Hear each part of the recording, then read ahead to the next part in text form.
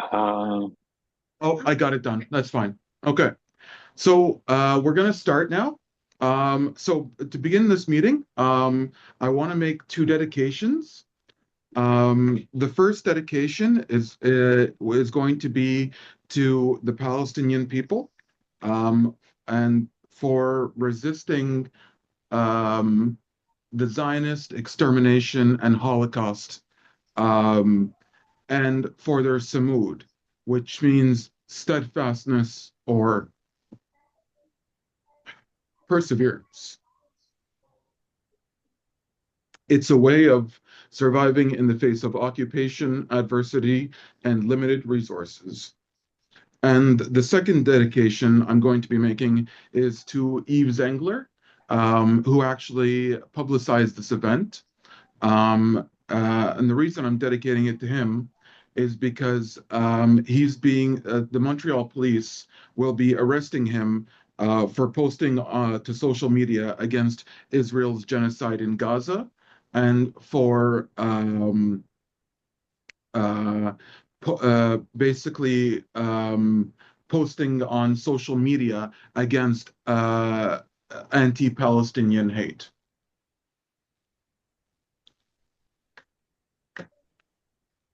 Emily? Thanks, Anna.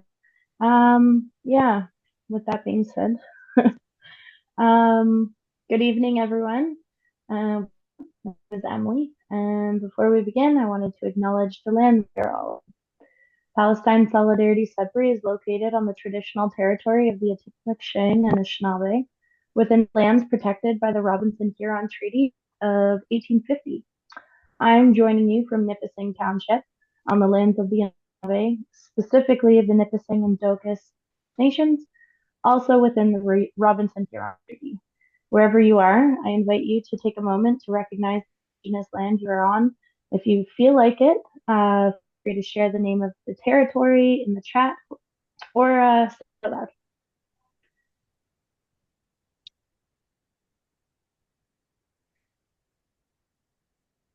And acknowledgements are more than words. They are reminders that colonialism is not just history, but a present reality, both here on Turtle Island and in Palestine. As we gather tonight to examine Christian Zionism and its impact on Canada, or in Canada, we do so with a commitment to truth, justice, and decolonization. It is an honor to once again welcome Dr. Michel Andraos and Dr. Barter to this conversation. Dr. Michel Andraos is the Dean of the Faculty of Theology at St. Paul University in Ottawa. His work focuses on intercultural theology, interreligious dialogue, reconciliation with Indigenous peoples, and the history of Christian communities in the Eastern Mediterranean during the colonial rule. Dr. Barter is a theologian and professor at the University of Winnipeg. Her work explores the intersections of Christianity, colonialism, and power. She has been deeply engaged in challenging the theological justifications for oppression. Together, they will guide us through the history and consequences of Christian Zionism in Canada, helping us understand its influence on Canadian foreign policy, public discourse, and on injustices in Palestine. Thank you all for being here, and let's begin.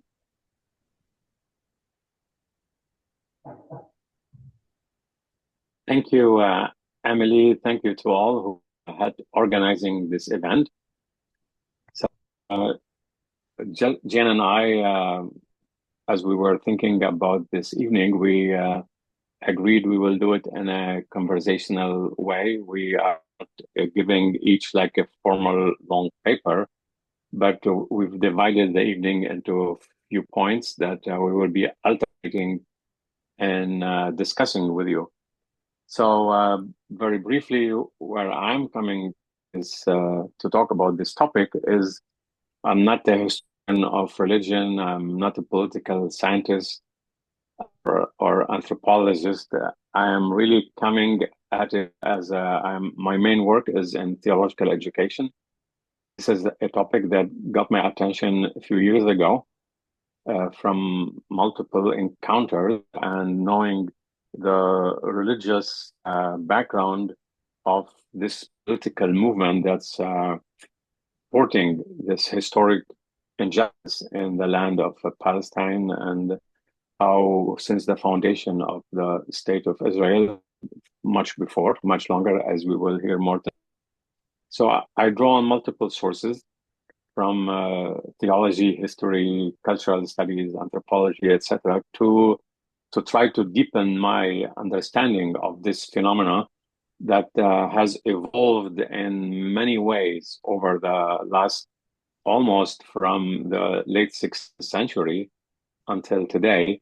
So we won't be going to details about all the phases, but there will be some shots about different time periods and how did we got to today, and what's the impact of Christian Zionism on the genocide that's taking place in Gaza, and the war on the Palestinian people in general and their land.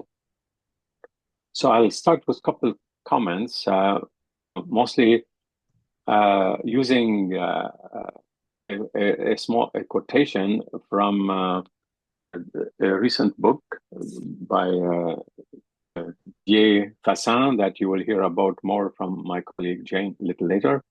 The topic is moral abdication, how the world failed to stop destruction of Gaza. And this book is a key question, which for me a guiding question.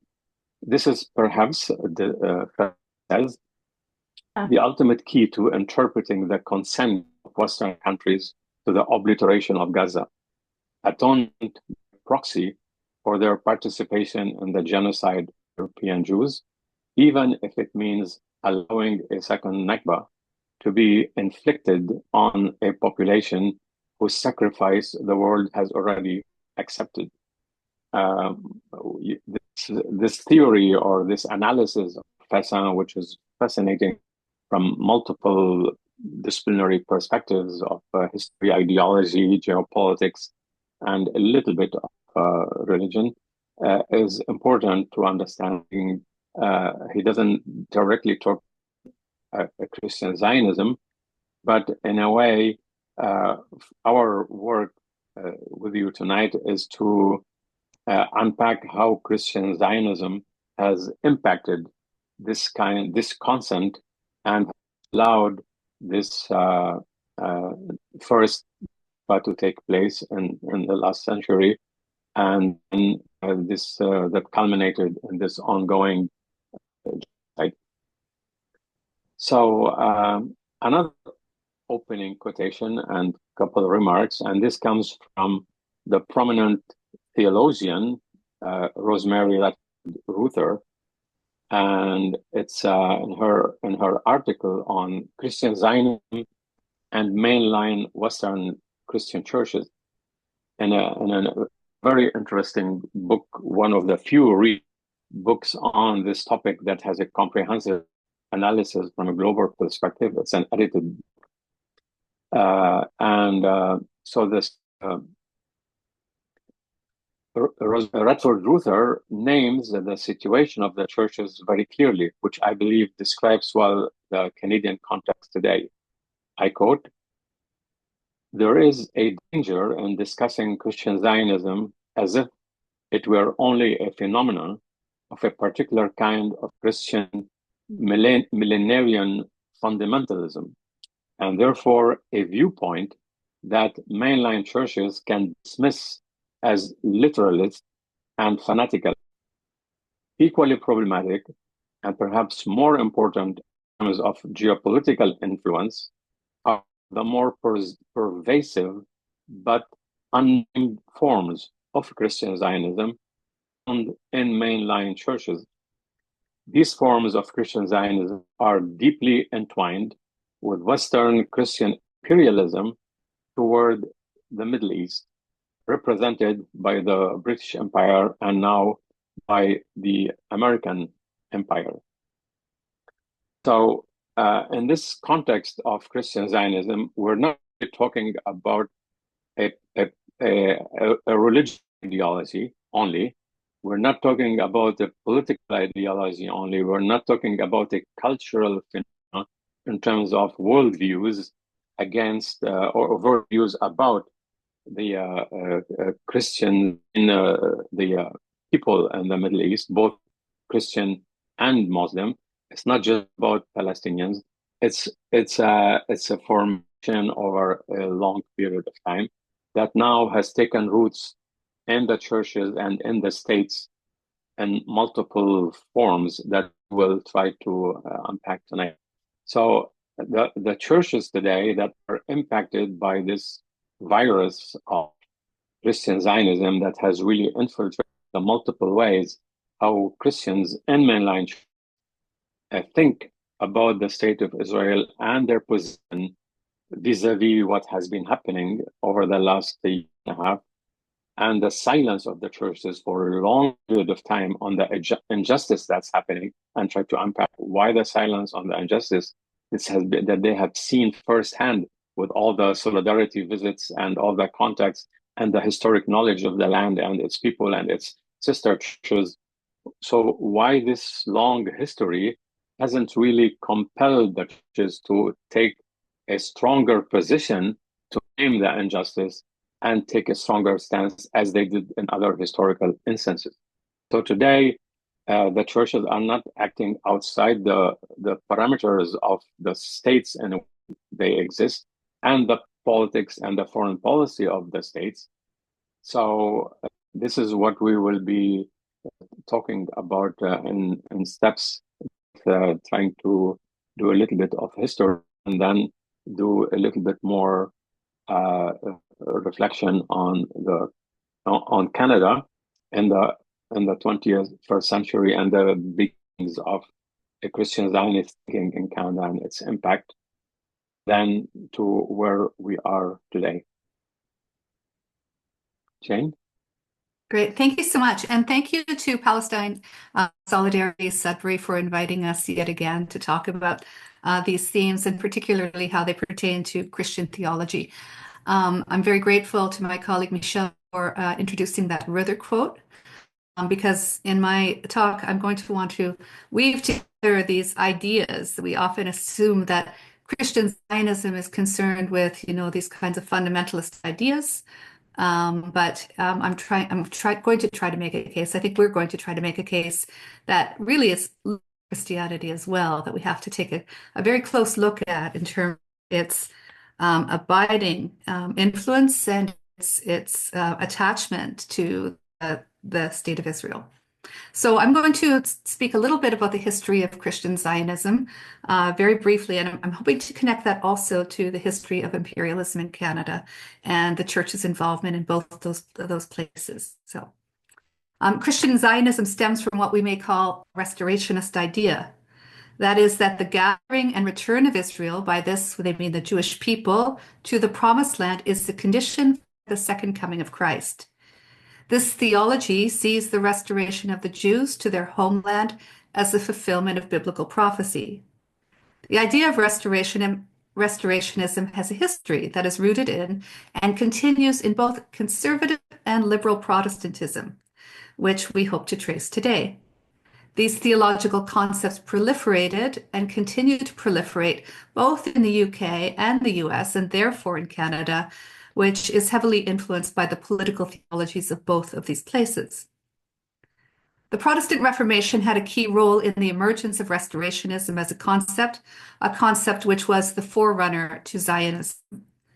As scholars began to reacquaint themselves with the Hebrew Bible, and particularly the prophetic tradition in the 16th century, they became intrigued by the parallels between what they understood to be their own histories of religious persecution and that of Israel, the chosen and remnant people of God.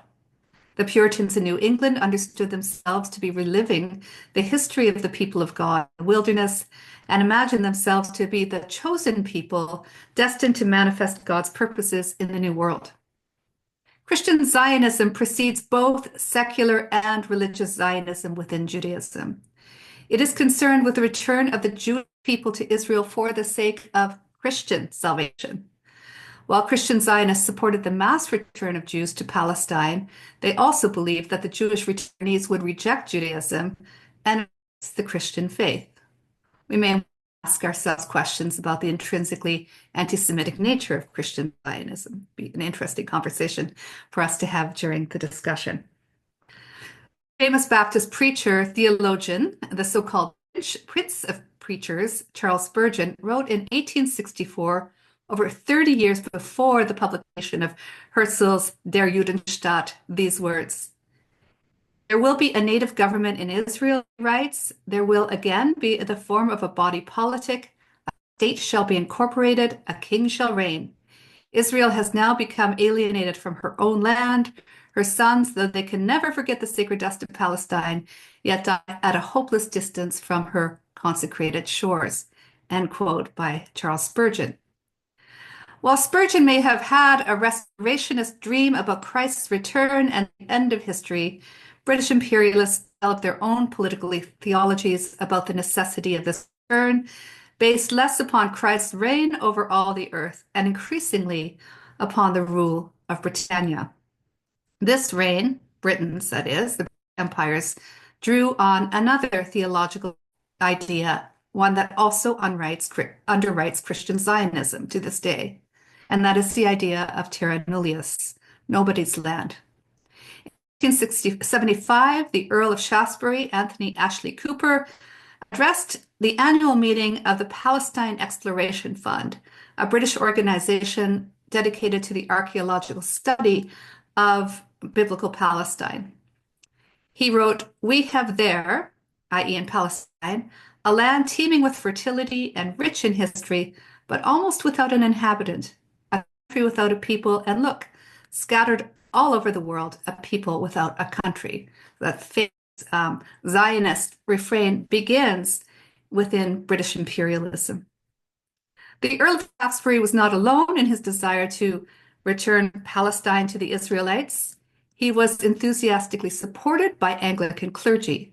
As the Bishop of Salisbury told members of the Palestinian Exploration Fund in 1903, "Nothing, I think, that has been discovered makes us feel any regret at the suppression of the Canaanite civilization," which was a euphemism they used for Arab Palestinians, "by Israelite civilizations. The excavations show how the Bible has not represented at all the abomination of the Canaanite culture, which was superseded by the Israelite culture." End quote. Such Christian attitudes paved the way for later Jewish Zionist views of the land and of its inhabitants. They helped to justify the incremental displacement, dispossession, and killing of Palestinians to make room for a worthier race to supersede them. Now, I just want to draw some interesting parallels here between this form of colonialism, that is Zionism, and the kind of colonialism that was going on here in Turtle Island. At roughly the same time that the PEF was carrying out its surveys of Palestine, another British imperial experiment was underway in what is today East Selkirk, Manitoba, roughly 40 kilometers from where I am sitting today. The Reverend William Cochrane, priest and missionary to the Red River settlement, was convinced that the only redemption that was possible for the Anishinaabe people was civilization, by which he meant Christian conversion and agricultural settlement. After several unsuccessful years of trying to make good Christian pastoralists of his charge, Cochrane observed ruefully that the community had returned to their traditional migratory hunting and trapping. In response to this, Cochrane wrote these bitter words, and see if you can hear the parallels between that and those words of the Bishop of Salisbury. He wrote, "Whatever light you contemplate the Indian by on earth, you behold him destined to suffer a large amount of misery. In his heathen erratic, he is ignorant, brutish, vicious, and miserable, with a gloomy future forever of everlasting separation from God, the source of all good that is before him. In a Christian and civilized state, though, his condition is ameliorated. He still continues poor, sickly, and miserable. It is only when you view him as the heir of immortality that you are cheered by his prospects under the gospel." End quote.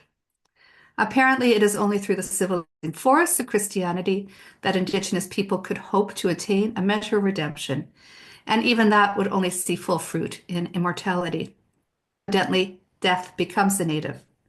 Such representations of Indigenous people justify the large-scale expropriation of lands both in Western Canada and in Palestine, and thus the linkage between these two examples of settler colonialism are also based upon a certain rendering of theology. Zionism is simply one form of the settler colonial and Christian worldview.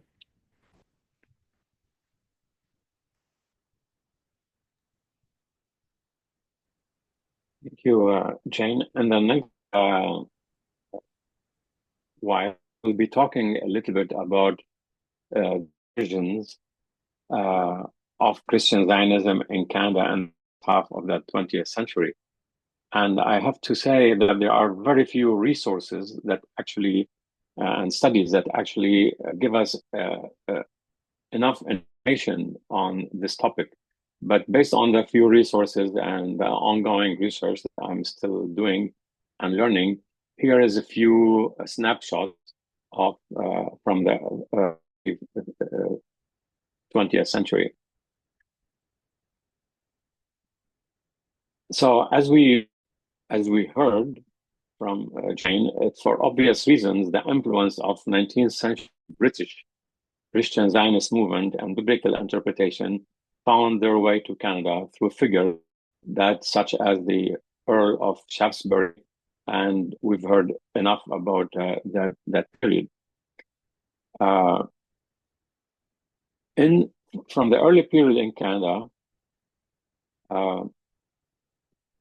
this topic,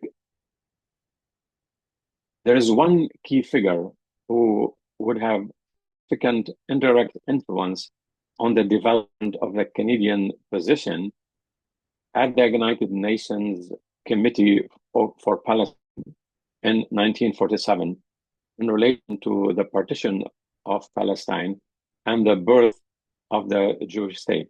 And this is, again, someone from Winnipeg. Tonight, the focus is on Winnipeg, is Reverend William Lovell Hall, an ordained missionary who moved to Palestine in 1935 after receiving a call from God during a service at the Zion Apostolic Church.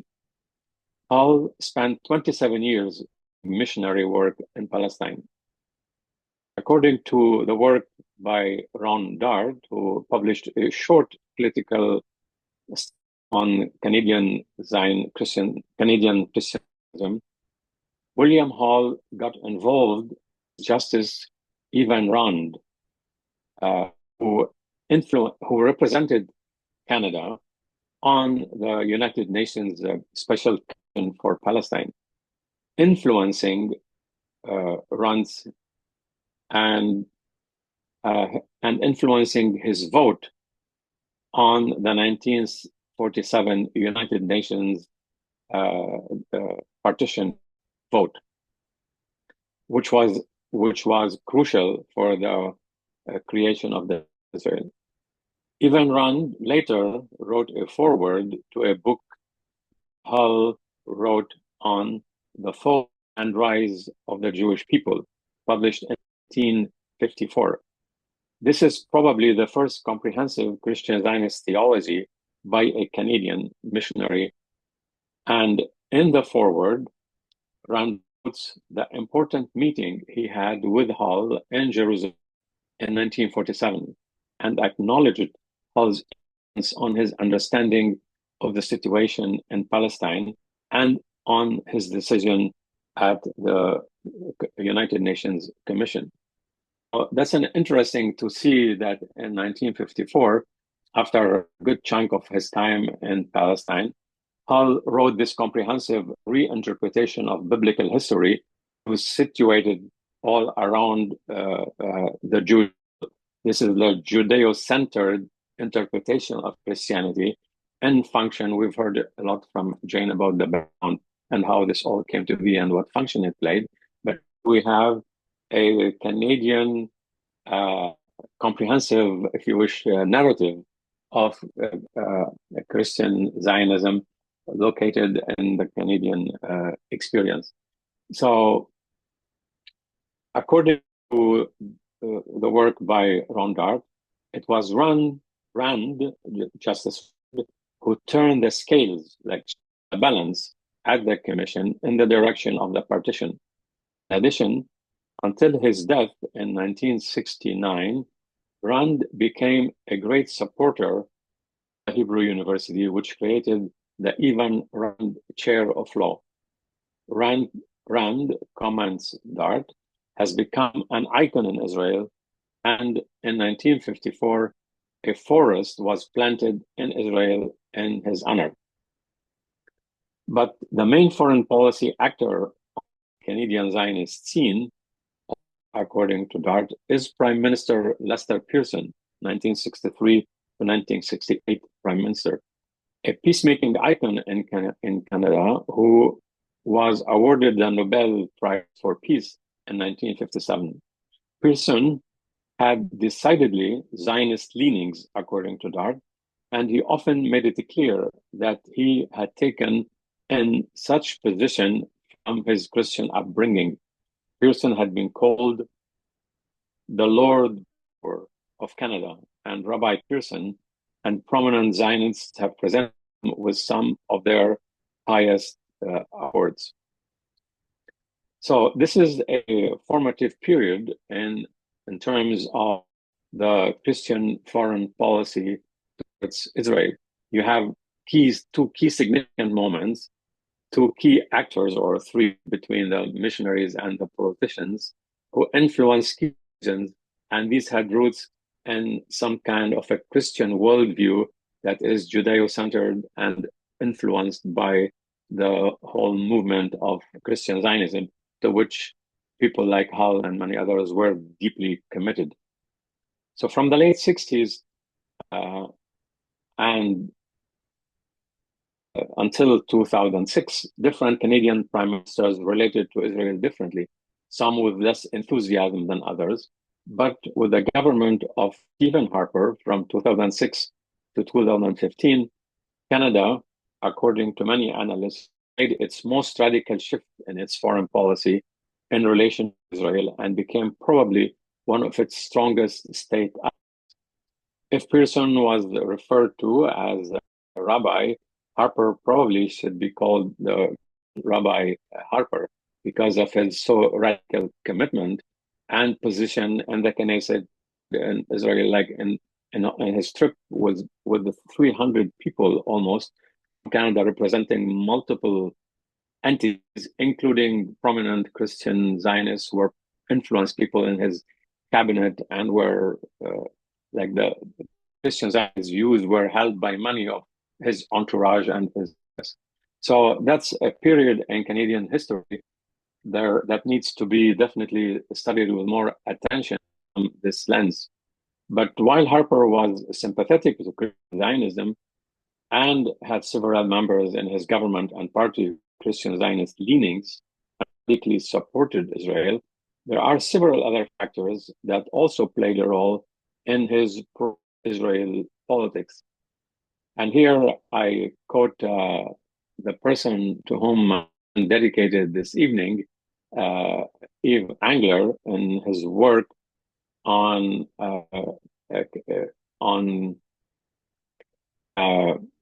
Canada and Israel building apartheid. According to Angler, he states that while early Canadian Christian Zionism was spurred British religious and imperial thinking, today's movement is heavily influenced by the social forces that support the U.S. empire.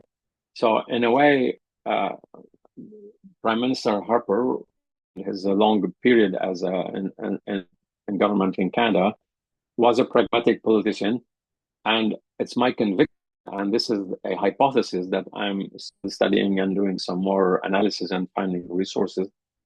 It's my understanding position that governments like Harper's, he's pragmatic politician. He's using Christian Zionism as well as anti-Semitism, as well as his relationship with Israel for multiple purposes. And his interest is in, as part of the neo-colonial and imperial global club, and as a strong ally to the US and its foreign politics, they use these all these multiple groups for their purpose of maintaining power, being an ally to Israel, not just for religious or political purposes, but for the global domination project that we see unfolding now in the Middle East.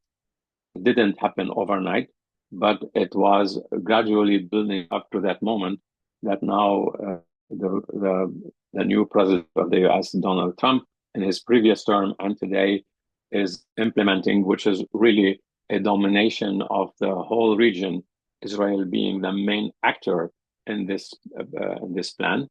But it's a domination with an alliance with the ruling governments and oligarchs in the surrounding countries who don't really represent the best interests of their people or don't even get the best support from their people. It's a product of domination. So here we see the confluence, Christian Zionism, the whole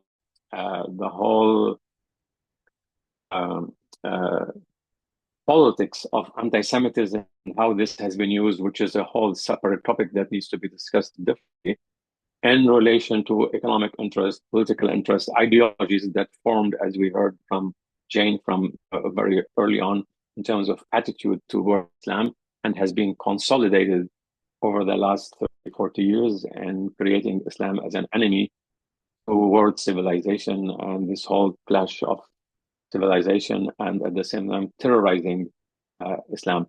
So all these convergences of multiple forces led us to the moment we are in. It's not just a political, it's not just a religious theory, but it also has multiple dimensions.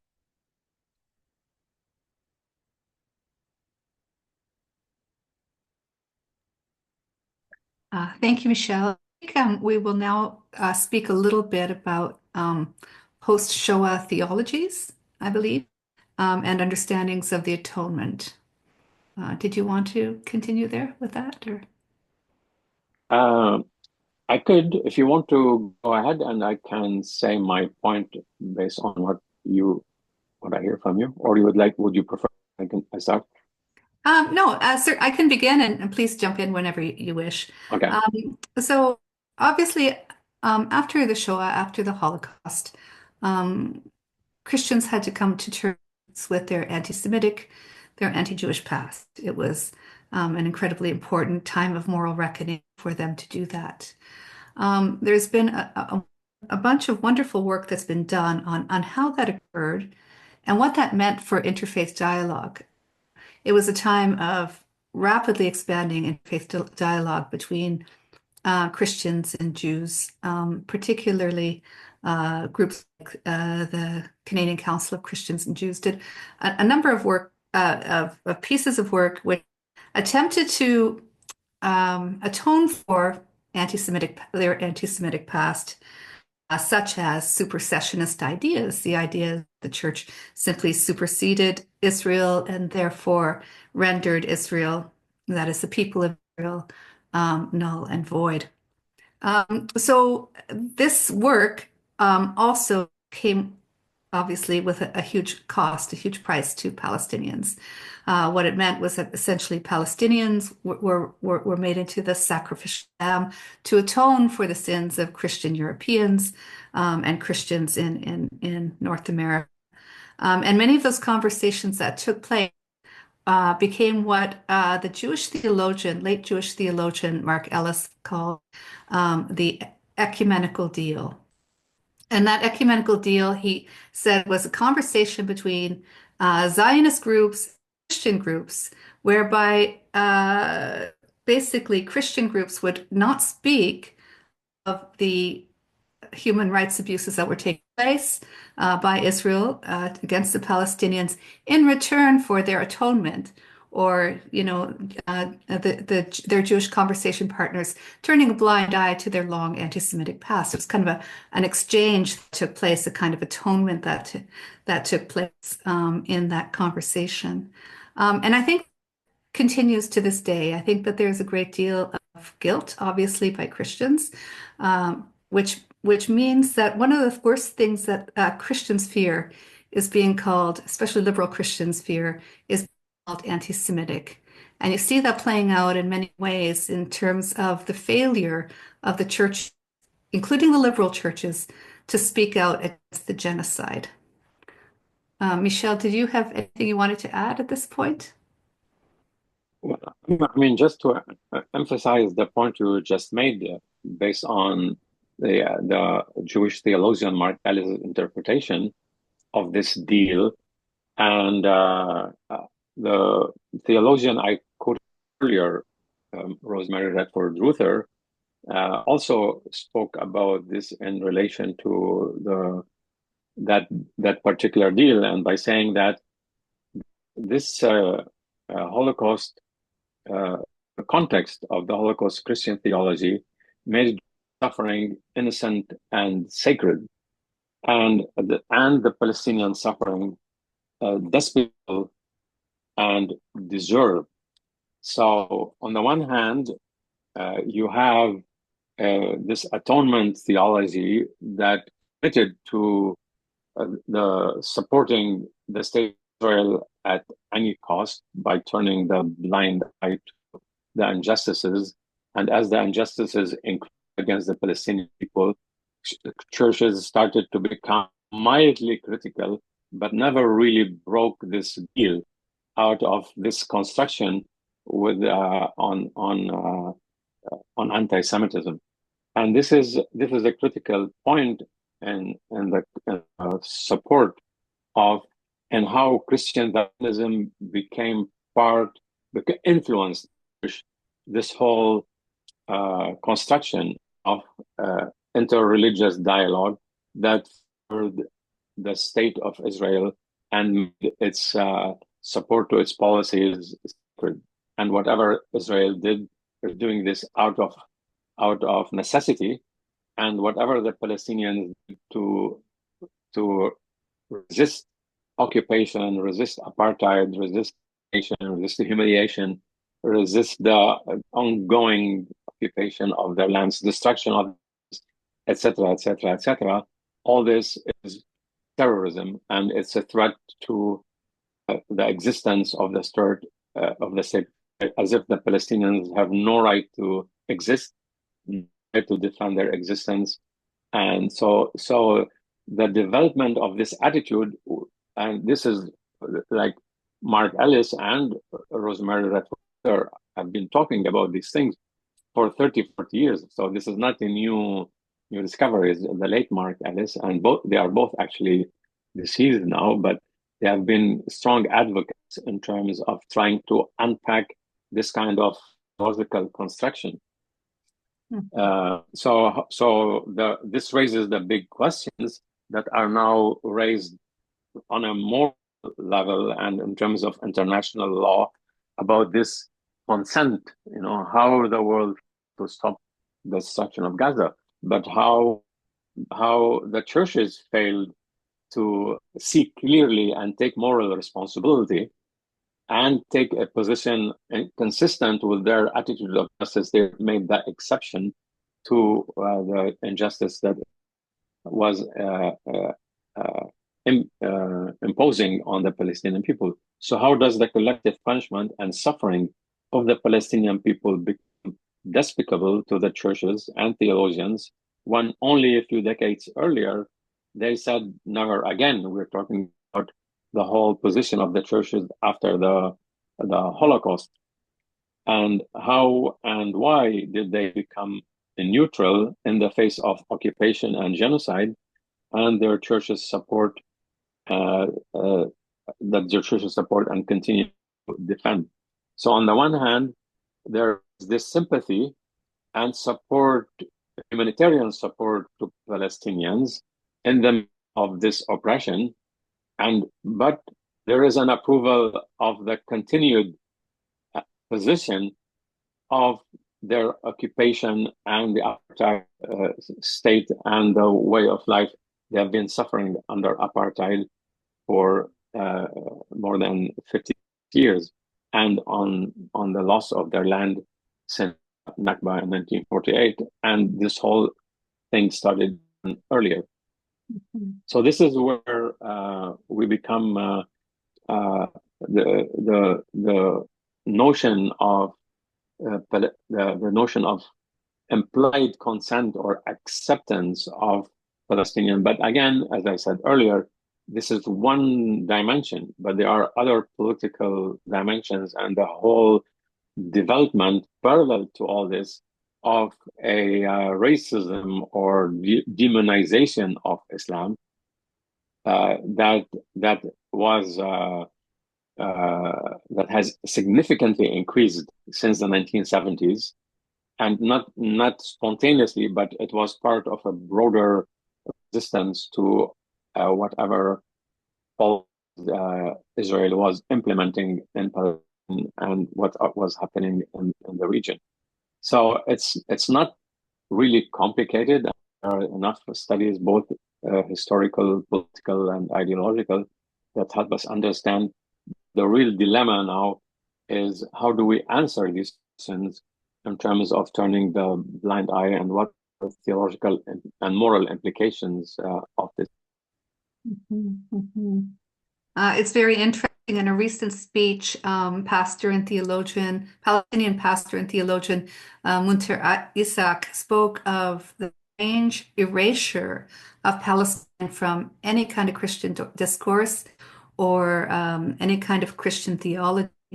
It is true that in theological school there is, rightly a great deal of study of Judaism and particularly post-Shoah, post-Holocaust theologies. There's very little done that has any kind of correlate with Islam or with Palestine particularly.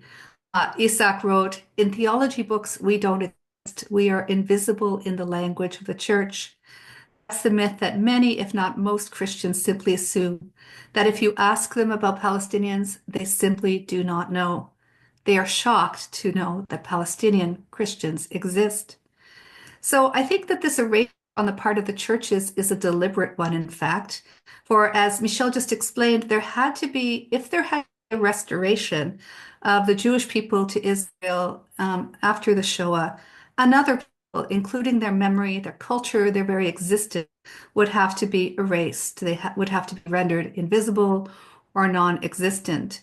And unfortunately, that's not only taking place within conservative churches, that's taking place within the liberal churches, within the progressive churches as well.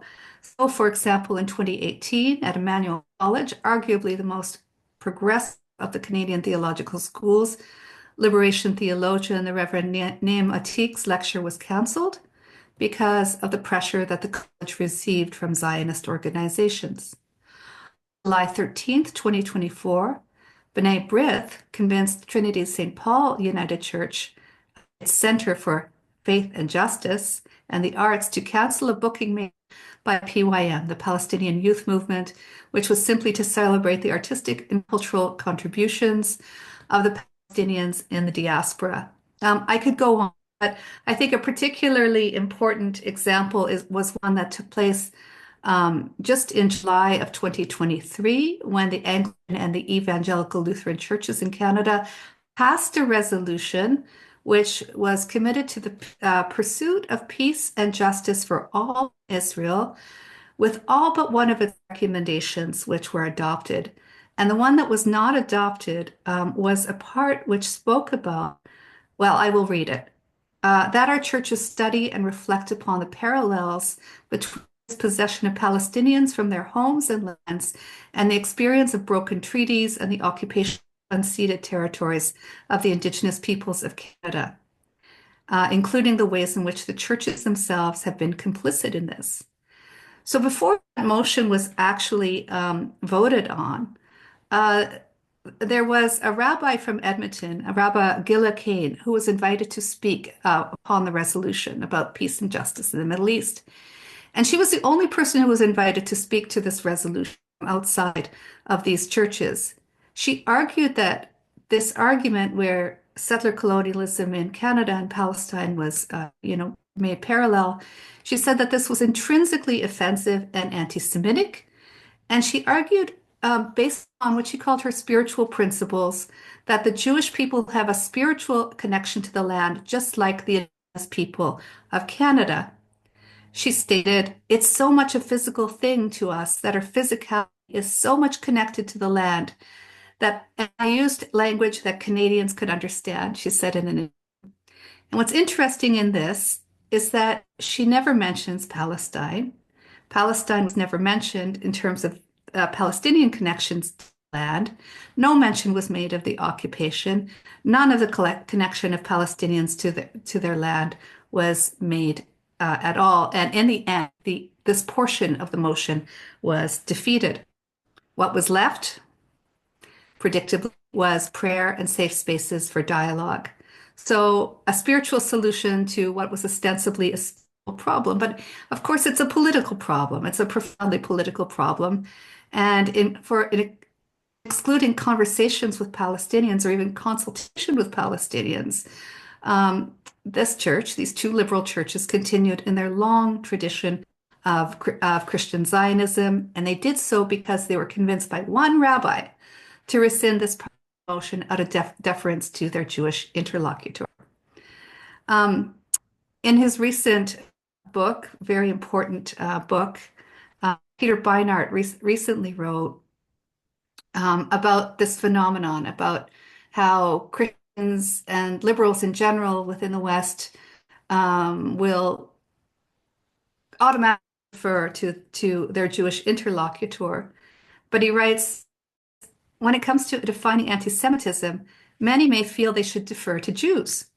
In theory, that reflects admirable humility. The problem is that when it comes to defining anti-Semitism, Jews disagree.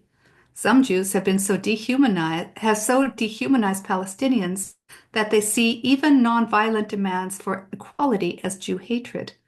Others see the Palestinian struggle for freedom as consistent with Judaism's highest ideals. There is no Jewish consensus. There is really a power imbalance because the dehumanizers control Israel's government, which has a vested interest in being able to abuse Palestinians with impunity. And Weiner concludes, and I think this is a very important lesson for Christians, that Jews can't relieve non-Jews the burden of determining what is and what isn't Jew hatred. After listening to our cacophony, they must decide for themselves. They might start by asking which ideals do they hold most dear. If those ideals is equality under the law, then advocate for it in Israel-Palestine, which means turning a state that privileges Jews into a state that does not discriminate based upon nationality, ethnicity, or religion, cannot be anti-Semitism. So, like Zionism, Zionism has gone through a series of evolutions, and it has been motivated by a variety of Christian theologies, from apocalypticism to liberalism. What they share in common is their failure to see or to account for a third party in their dreams of salvation, or as Mutter Isaac puts it once again, in theology books, Palestinians don't exist. We are invisible in the language of the church. If I may conclude with one thought that by Canadian, again, late prominent theologian Gregory Baum, who was a good friend in the last year of his life, and from whom I learned a lot, and I owe him a lot because he is from a Jewish mother and has always discussed these topics. Became a Christian later in his life, converted to Christianity, but he always acknowledged his Jewish roots. And Gregory Baum is considered one of those post-Holocaust Christian theologians who wrote on one occasion, "The Holocaust," I quote, "the Holocaust may not be reduced to a monstrous act to be deplored and then forgotten. Auschwitz has a message that must be heard. It reveals an illness operative not on the margin of our civilization, but the heart of it, and the very best we have inherited. The Holocaust challenges the foundations of Western society. It summons us to face up to the negative side of our religious and cultural heritage. And in this context, Paul never again in theology and cultural life, the post-Holocaust world of the never again. But in the same way that Holocaust and the Holocaust theology, the post-Holocaust theology challenged the foundations of Western civilization and Christianity around the middle of the 20th century, genocidal war on Gaza and ethnic cleansing of Palestine today, again, are shaking the foundations of the world disorder, Western Christianity, and the international human rights agreements and institutions and international relations in many ways. So this is the moral dilemma that we are facing. On the one hand, we have a post-Holocaust world with a never again, and here it's happening again within the dynamics of the state that has suffered from the Holocaust. The people who built the statehoods, who themselves have suffered and have been traumatized, and the position of a world that said never again, and that power dynamic and support of that state is already committing a genocide and developing or building consensus or consent on the obliteration of the Palestinian people. That's a big moral issue that challenges our foundations in many ways and in many fields of our, research at the universities and many disciplines. We really face a dilemma that we don't have an answer to. But in particular, our focus tonight is on the churches and their silence and the work that theologians have to do in trying to understand, unpack, and move the churches beyond silence to a renewed solidarity. That's all I have to say. Me as well. Thank you. Back to you, Emily. Are we opening this up to questions, or I'm sorry, are you gonna keep going? Because it's good either way. We've talked for more than 45 minutes. It's almost 7 now. So I think it would be good to have some conversation with the people and listen to comments and questions. Okay. So if you have any questions, please put up your hands, and I'll just I'll just call it out in the order you put up your hands. Oh, and we have 4 people here in this room here, so if anyone has questions, you can by all means. Jason. Okay, so hi everyone, and thank you so much to Jane and to Michelle for these very, very full and informative presentations. Okay, so I just have a quick question about the Pope. So he has when you speak of the churches, it sounds like what you're talking about predominantly are the churches of the Anglo-Saxon world. But I mean, the Pope has said back in November that the genocide in Gaza needs to be investigated. He's opposing the ethnic cleansing of Gaza.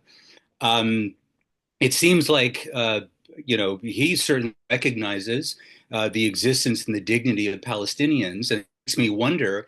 Okay, we do have like a network of Catholic churches across Canada and the United States, which is in this weird position of being, intermingled with, Saxon capitalist imperialism, and then you get warped figures like J. So I believe is a Catholic, but who's also, very pro-Zionist, very Zionist. I'm just wondering if you could say something about the way that North American Catholicism has been processing or dealing with or responding to what's been happening in Gaza for the past year and 5 months or so. I'm going to defer to my Catholic theologian colleague on this one. I'll take a first stab at this question, then you can feel free to add whatever you feel like. Okay. Obviously, I don't speak the Catholic Church of Canada. I'm an Arab Christian and an Eastern Rite Catholic, so I come from a different Catholic worldview. However, I totally agree with you. The Pope has taken very consistent position on the situation in Gaza. He comes from a social justice tradition in the Catholic theology and teaching, and he was very clear and consistent at a high cost, like causing several diplomatic crises in the relations between the Vatican and the State of Israel.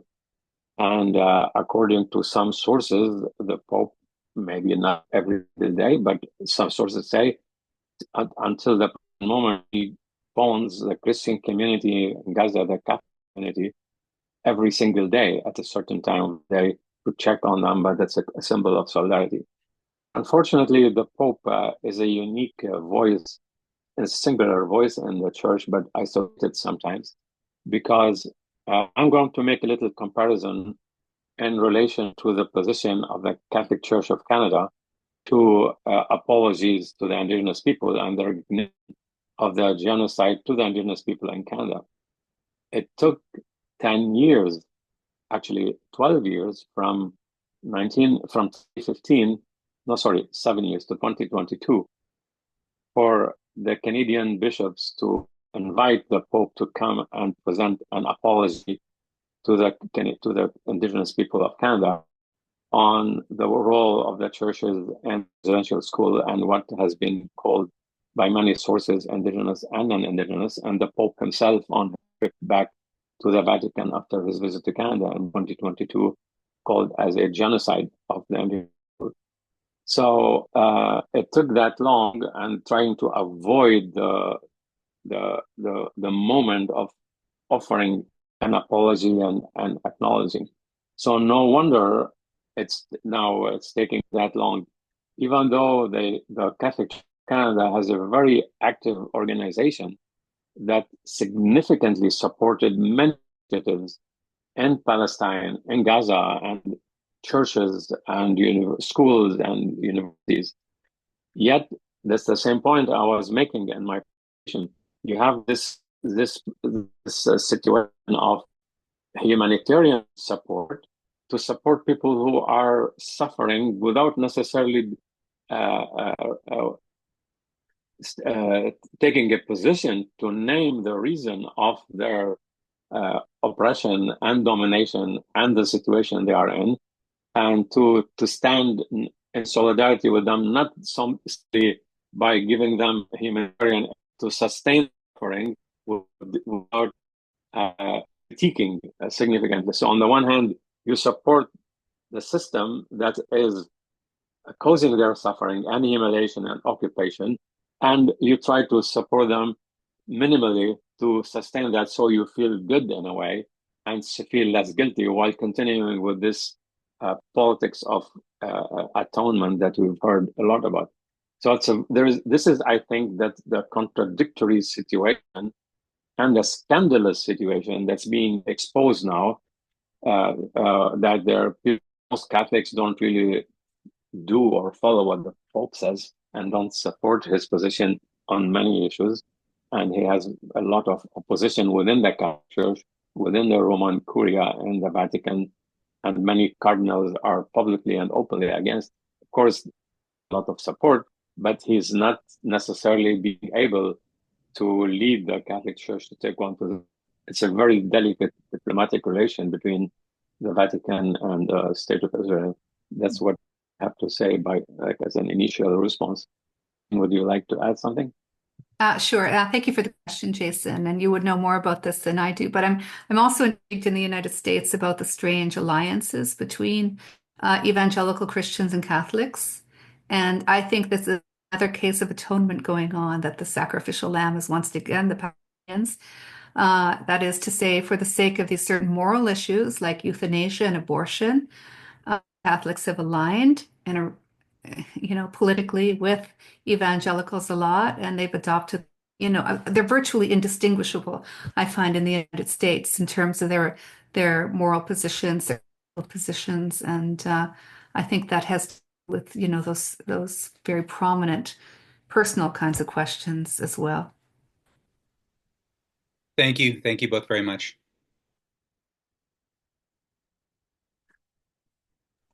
So we're going to move on to Allison. Or sorry, Jason, were you finished? Yeah, I'm done. Thanks. Okay. Thank you so much to you both for this really insightful comments. And I think that one of the topics of that was passed in that resolution was that we would talk about Christian Zionism.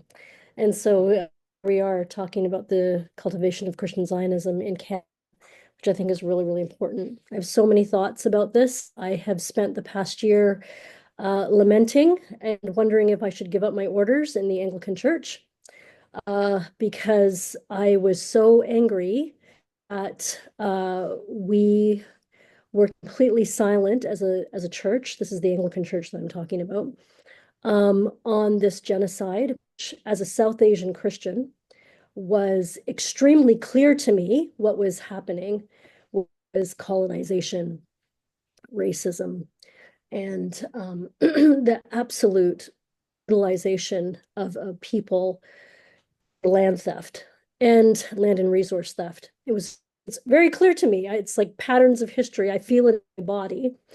And our church was completely mum. I sat in the cathedral in Toronto, preached a sermon while listening to a beautiful psalm about how Israel would kill people and steal the land. This is from the Bible itself.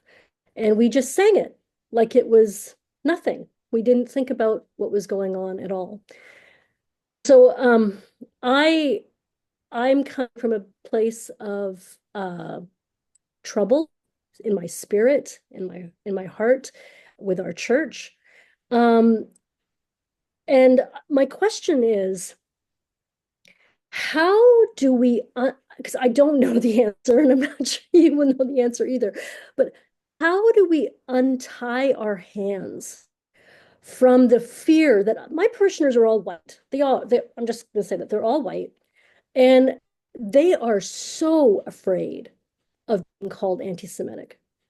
It doesn't matter if Palestinian people are human beings and that they deserve to be treated with dignity, respect, and be able to live in peace in their land. They can. My parishioners will say that, like they believe that, but they are so afraid of being called anti-Semitic. It's like their tongues, their hands, everything is tied up. And my question is, how do we, even at the most basic minimum, advocate for the simple human rights of Palestinians when the greater fear, we would rather engage in anti-Palestinian racism than be called anti-Semitic. And I don't know what the solution is. I'd love to hear your thoughts. And then just a follow-up. The reason why this is so important to me as well is because it is so obvious that this is now hitting other issues like race, like gender, like LGBTQ and trans rights, like the fact that we can't even speak out about colonization or white supremacy, because everything now, this genocide and the basic acceptance of this genocide by the Western world is, hey, well, maybe colonization isn't so bad after all. Let's do it again. So how do we untie our hands? I don't know what the answer is to that. Well, if I may, Alison, I love your everything that you said. I'm in solidarity with you, right?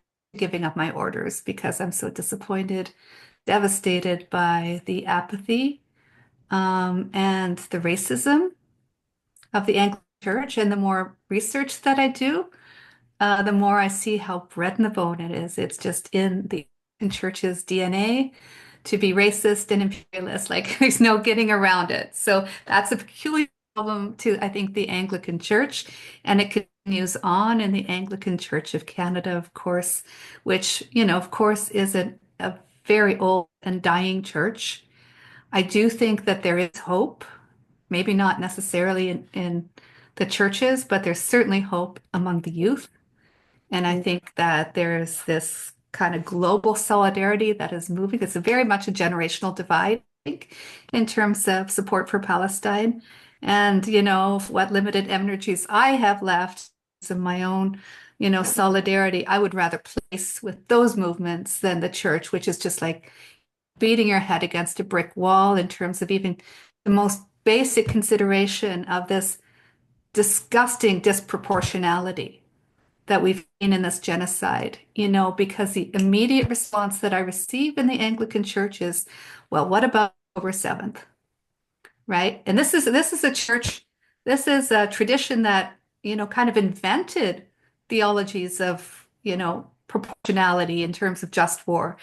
And so, that not see that is, to me, as you said, blatant racism. And I probably would be more inclined to look to other places rather than continue as frustrated. So we can talk some more about that. Yeah. Yeah. If I may add just a personal experience, how I thank you a lot, Alison. We've met several times in the past and lives ago. Yes. And we shared a lot of theological platforms, and thank you for coming tonight and for your sharing. I really appreciate that. I fully feel you really spoke for me in many ways what you said. And I've been attacked by Christian Zionists in my theology schools where I worked before in Chicago and now here in Canada, where I do something in theology, to even talk about the genocide or offer a course, or like there is an organized group of professors, pro-Zionist professors who support the current genocidal politics of the State of Israel, who very quickly attack and undermine our scholarship and undermine our accusations of anti-Semitism. But over the last years, but particularly since the beginning of this war, I feel that there is a new courage that is coming because of what Adnan said at the beginning of the session. He dedicated this evening to the sumud of the Palestinian people. So I thought, if people are suffering so much, I can, stand a little bit of persecution in the Islamic world.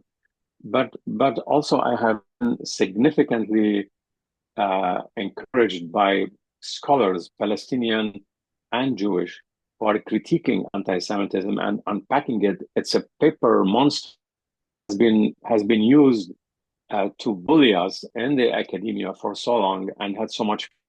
But in reality, it's such a fake construction of what is anti-Semitism. It has been deconstructed in so many powerful ways that in reality, when we inform ourselves, it has no power on us. So the people who are using these old arguments and bullying us sound so ridiculous because their argument is so phony and has no value. It's simply constructed. It was used because they had power in academia and in society and in churches, etc. I think their power is being exposed in the sense that the fakeness or the shallowness of this, while the issue is real. It's not like I'm not denying that there is anti-Semitism. I'm not denying that anti-Semitism. I am committed to support. I defend anti-Semitism and I stand against it in many ways. I'm not belittling this, but what I'm critiquing is the political way, the malicious political way, how this has been used and to silence people and any critique of injustice done against the Palestinian people and Israel. So some of the strongest critiques are coming from Jewish scholars. There are many of them in Canada.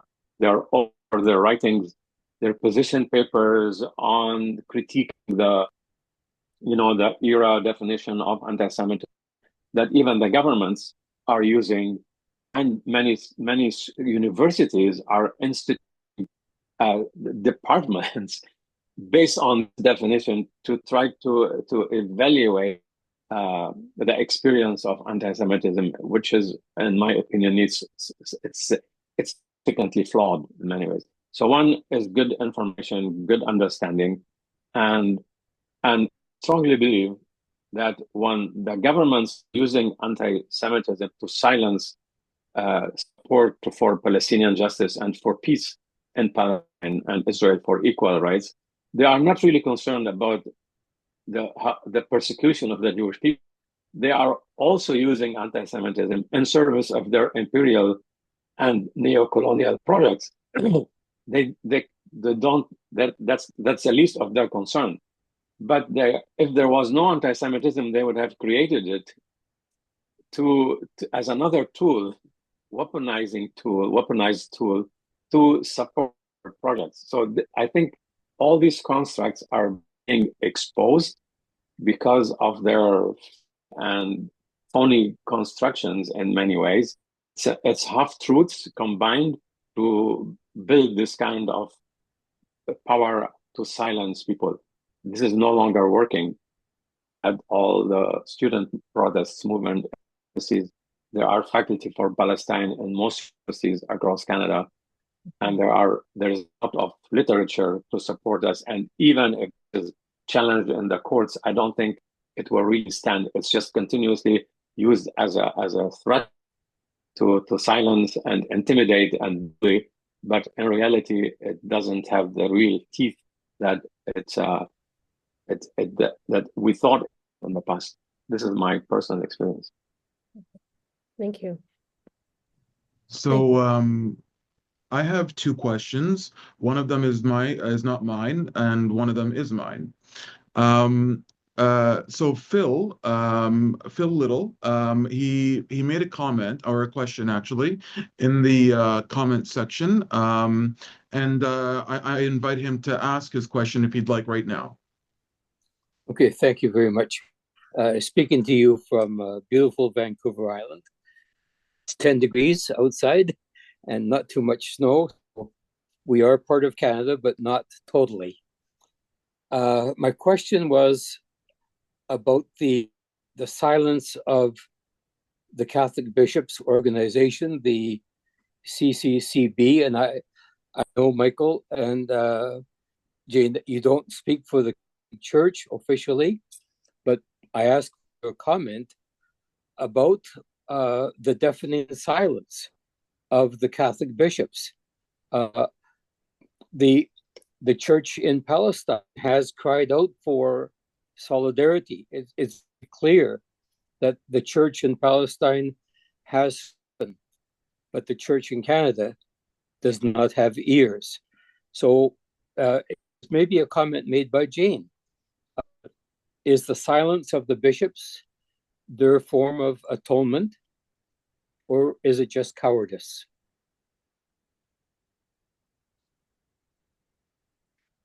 Okay.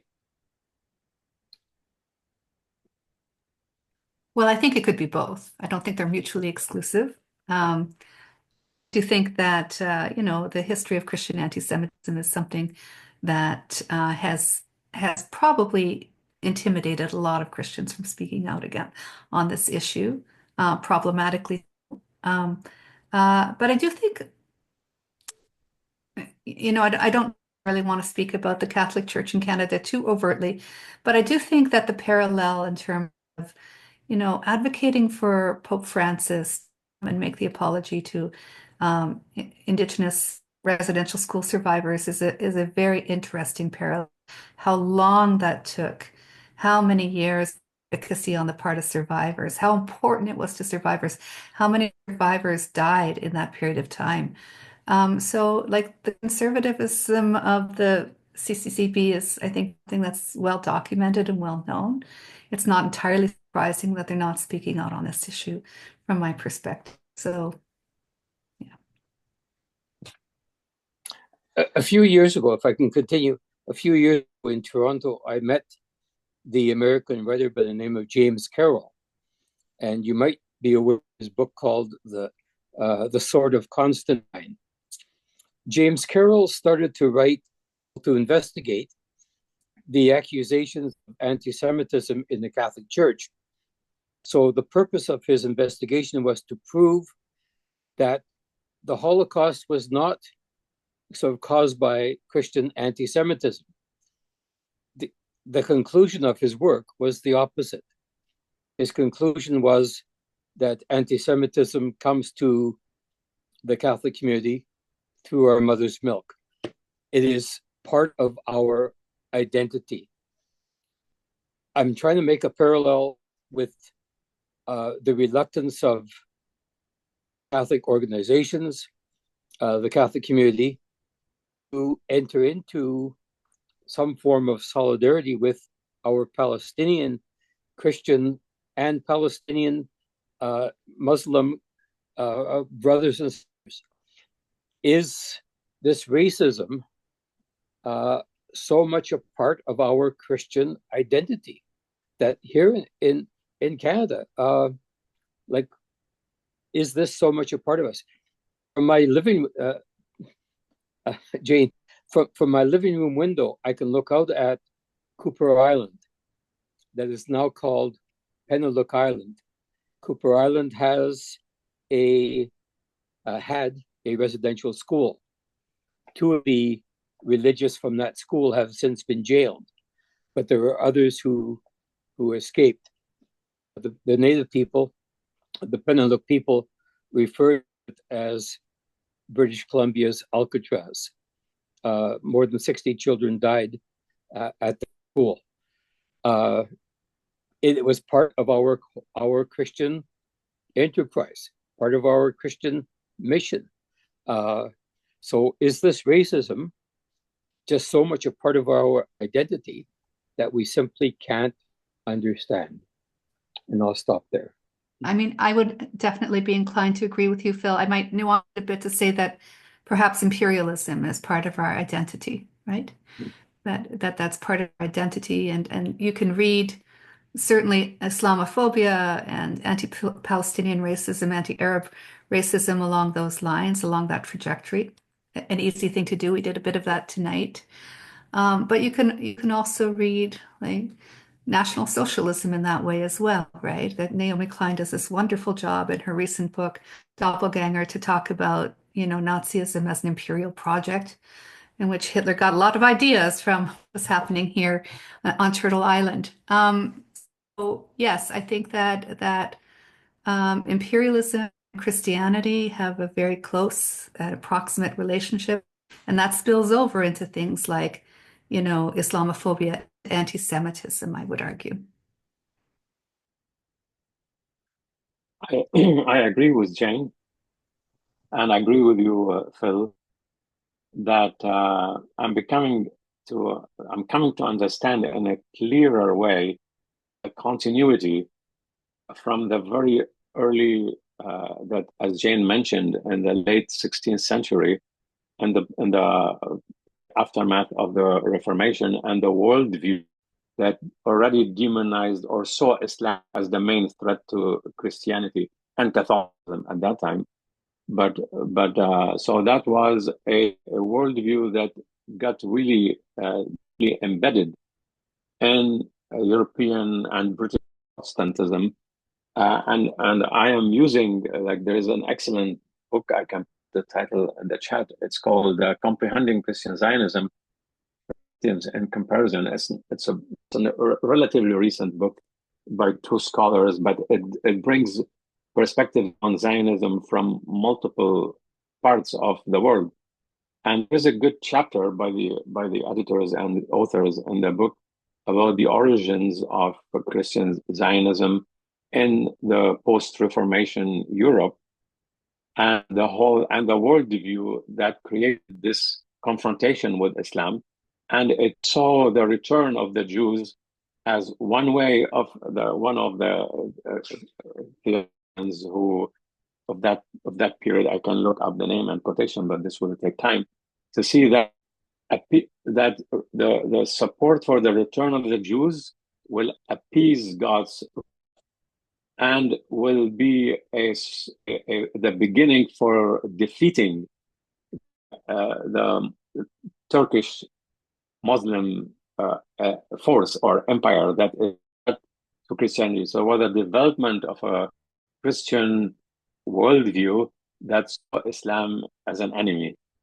And I would say there is a clear, uninterrupted continuity, but this same theme emerges again and again, and it's so present in U.S. Christian nationalism today, and many evangelical leaders and others to see the development of not just racism but fear and designation of Islam as an enemy to Christianity and now to civilization and the terrorist group.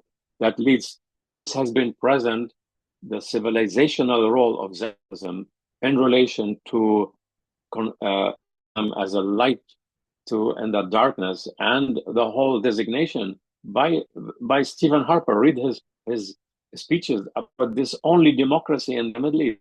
How can someone like Stephen Harper, with all the apparatus he has in the foreign affairs in Canada, and knowing about talking in 2014, this is 50 years plus after the acknowledgement of the world of the occupation of Palestine and the apartheid state, and all the knowledge that Foreign Affairs Canada has about what's happening, to continue to stand so strongly and support the only democracy in the Middle East, turning a blind eye to all the violations of massive violations of human rights, destruction, occupation, imprisonment, humiliation, etc. We can go on and on. So this blindness that the church are facing is not a unique feature. It's in the bigger culture, and it has been reinforced by politicians and institutions. So it continues and allows someone like Benjamin Netanyahu, Prime Minister of Israel, to stand in the United Nations not a long time ago and repeat the same mantra about the civilizational role of Israel in the region. So I really think it's built on the same worldview and interpretation that became embedded in certain Christian worldviews, and it surfaces again somehow that someone like Lester Pearson in the 50s of last century, with all his political virtues and desire for world peace, would be completely blind to this kind of position and will support a dispossession of a people in terms of creating a land for another.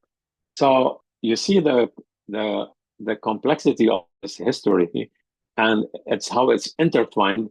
In addition to what Jane just said about the whole imperial colonial history, which I don't think our governments honestly repented. I think it's lip service to continue their neo-colonial projects that now no longer requires occupation and opposition in the same way, because it took a new form in the last decades since the whole movement of globalization, which is a neo-colonial movement as we see it now. Sorry for talking so long, but I thought I'm trying to explain something also that where I feel, based on the multiple sources, I have a deeper and better understanding of this continuity. I have one question. I just wanted to ask you, has Zionism come full circle? At the in the beginning, Herzl was an ardent supporter of the Nazis and of fascists, whether it was Adolf Hitler or I think it was it was either the Russian or the Prussian anti-Semite czar. And then they courted like liberals, and now they're back to courting the likes of the AfD, which is the fascist German party that's participating in the German elections. So like, I mean, even Netanyahu, number one, he denied that it was Hitler that murdered that murdered Jews. He said it was the quote unquote the Mufti, and then he was palling around with Viktor Orban, who was praising Miklos Horthy, who was a World War II. Uh, he was the leader of Hungary in World War II, and who deported 500,000 Jews to their deaths in the death camps. So that's my question. Have they come full circle, or were they always courting fascists?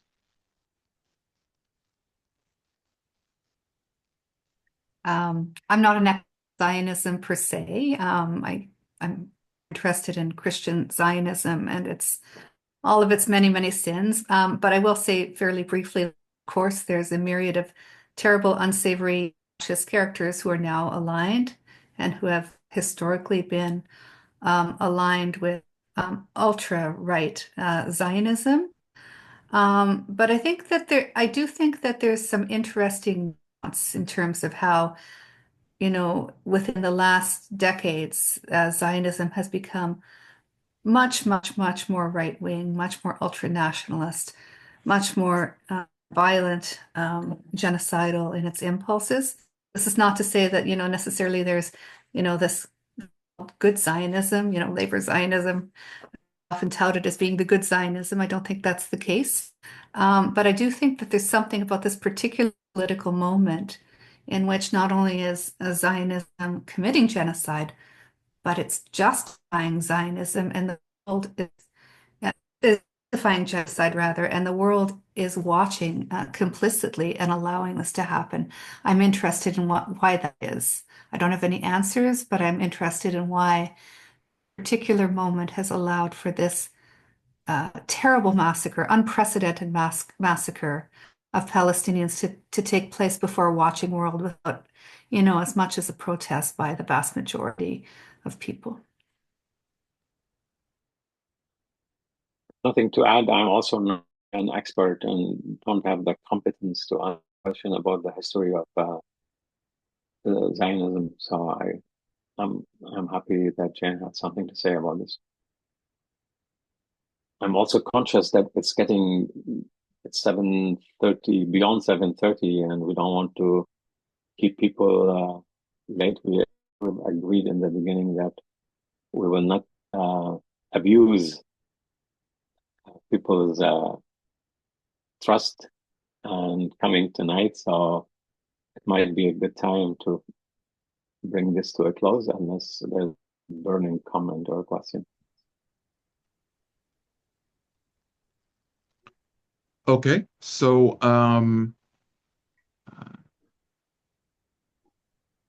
someone mentioned, Mark in the chat says, I wonder how much the CCCB and the Church in Canada are reluctant to respond in support of the Palestinians because they are still in possession of stolen land and they aren't ready to return to Indigenous peoples yet.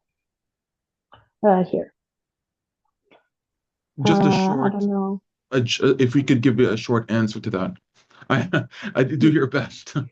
Yeah, sorry. I mean, this is a brilliant comment. I think that Canadians, Christians, have been wanting to make all sorts of overtures in terms of their reconciliation with Indigenous, but those are always, I think, symbolic and effective. They're never material. They're never land back. They never have kind of political teeth to them. And so I think, yes, this is a perfect example of the contradictions and their inability to look squarely, not only at the history of Palestine, their own history of colonization.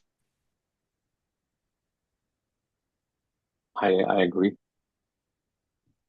I think Thank in you guys Canada, so despite much. all the knowledge we had and all the lip service about apologies, we're really hardly scratching the surface of what it means to decolonize the country and the churches and our educational institutions. And we haven't even started that work, which is already fading from because the universities have moved on. And it's so scandalous that with all the work done on the topics and the education, that we've so quickly, so superficially co-opt languages for the multiple projects in the country and the universities for their for their yeah, I mean, that was more of a political correctness than a genuine understanding, although the literature is there and the knowledge is there, and now we've moved beyond that. We're really doing much. So if in our own country, with all this knowledge and commitments, we were able to fake it and move on, when we do this with other countries, like, yeah, you see what I'm saying.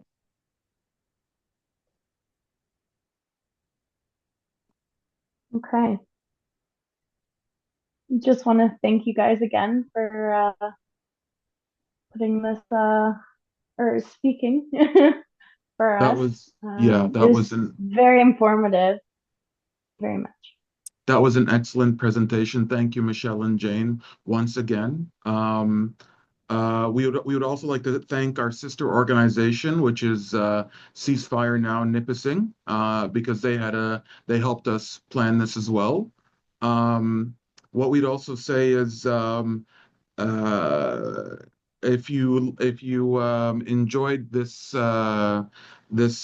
conference, please uh, uh, excuse me, please follow us on social media.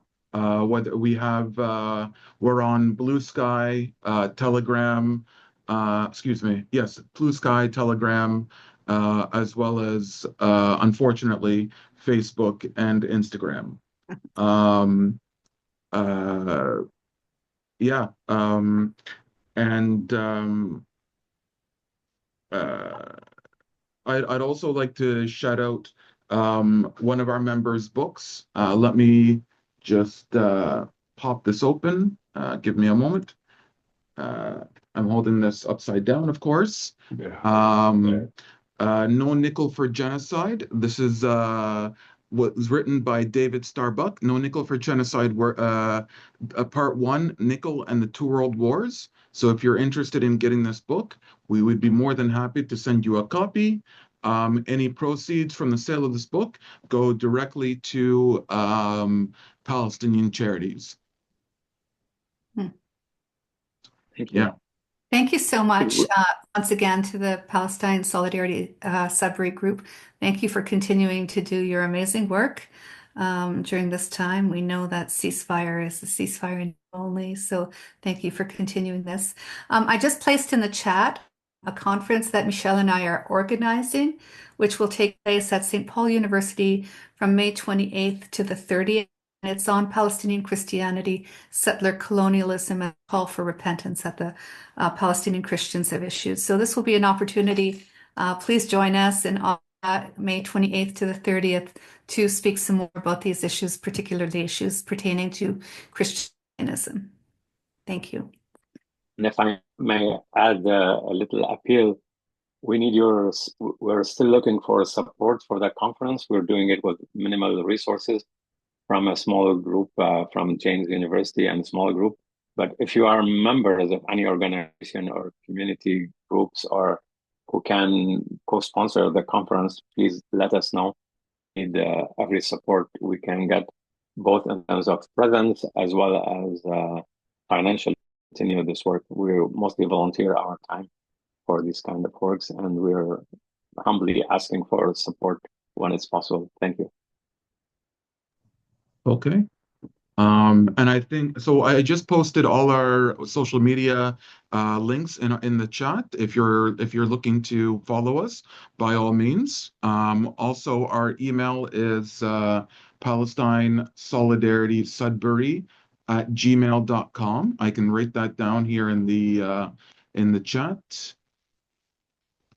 Hopefully I don't make a mistake. There we go. I didn't. And I think with that, unless there are any other uh, Michelle or Jane want to say anything else, I think we're done. All righty then. Thank you. Thank you. Thank you. Thank you so much to everyone that showed up. And thank you again to the presenters. It was an amazing conference. Thank Peace. you. Have an excellent night or Take care. day. Bye. Bye-bye. Bye-bye. Bye-bye.